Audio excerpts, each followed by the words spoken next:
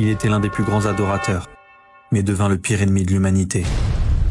Satan, ou Iblis dans le Coran, n'a pas toujours été cet ennemi que l'on connaît. Au contraire, il était parmi les plus pieux. Connu pour sa foi, son obéissance, il priait sans cesse, et aucun coin des cieux n'ignorait son nom. Bien qu'il fût un djinn créé de feu, on le prenait presque pour un ange. Et cette piété l'éleva jusqu'au plus haut rang du ciel. Mais ce rang fit naître en lui un orgueil sournois, un sentiment de supériorité, et ce poison allait le mener à sa perte.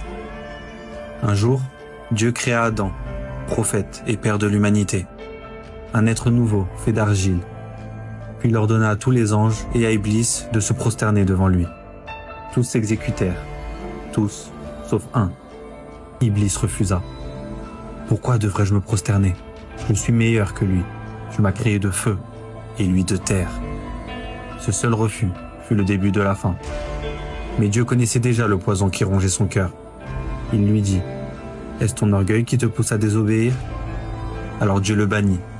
Il le chassa du paradis et le condamna à l'enfer. Mais avant de partir, Iblis demanda une dernière chose. Non pas le pardon, mais un délai. « Laisse-moi vivre jusqu'au jour du jugement. Je te prouverai que cette créature que tu préfères ne te sera pas fidèle. » Dieu lui accorda ce délai, et Iblis jura, « Je les égarerai tous. » Ainsi, celui qui était autrefois si proche de Dieu devint l'ennemi juré de l'humanité. Depuis ce jour, Iblis ne vit que pour une chose, égarer, semer la haine, éloigner chacun de nous de celui qui nous a créés. Iblis est tombé pour un seul péché, l'orgueil. Il croyait mériter plus, et n'a pas supporté qu'un autre soit honoré à sa place. Et cet orgueil l'a condamné à jamais. Et toi, as-tu déjà laissé ton orgueil parler à ta place ?